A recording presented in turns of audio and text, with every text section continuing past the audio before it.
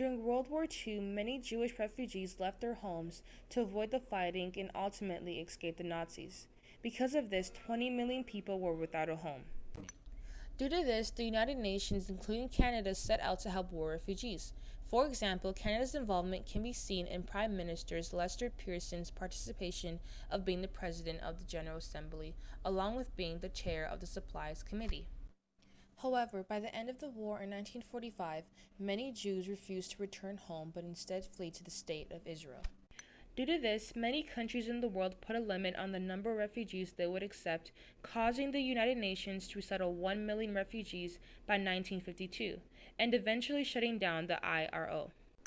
Fortunately, in November 1946, Prime Minister King allowed European refugees to come to Canada between 1947 and 1952, of which they accepted more than 186,000 war refugees who faced revolution, civil war, or persecution. With assisting Jews to take refuge in different countries around the world, the United Nations also took a leading role in the cause of human rights. For example, in 1946, a Montreal lawyer and director of the Human Rights Division named John Humphrey wrote the first draft of the Universal Declaration of Human Rights. This declaration was also a response to the Holocaust due to the violations and slaughter of human rights done by the Nazis to the Jewish people. This fueled Jewish leaders like Rabbi Abraham Feinberg to speak out against the many issues Jews had to go through in Germany.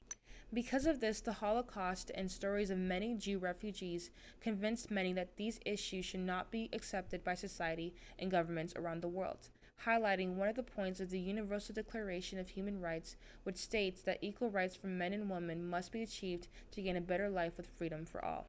As the fight for freedom and justice of Jews continued within Canada, war crime trials were actively taking place within Germany. However, Canada held their own war crime trials within Germany. Due to this fact, after the trial of Kurt Meyer, who was a major general in the military wing of the SS, it created many controversy on whether or not the trials were unbiased due to the fact that the 5 members of the panel and his lawyer were Canadian Army officers. With assisting Jews to take refuge in different countries around the world, the United Nations also took a leading role in the cause of human rights. Because of this, once Meyer was found guilty of several charges and sentenced to death, the Canadian public was outraged. Because of this, once Meyer was found guilty of several charges and sentenced to death, the Canadian public was outraged. Shortly after, in 1947, Canada withdrew their military personnel from Europe and allowed Britain to take over the war crime cases. Even though the Canadian government no longer persecuted war criminals, it became difficult for the government to keep them out of the country, especially since they were in need of forestry and farm workers. In conclusion, with learning these 3 topics, specifically war refugees, human rights, and war criminals, you will be able to identify how Canada assisted the Jewish refugees, how they fought for their possible freedom, along with how the Canadian government dealt with war criminals. Thanks for watching.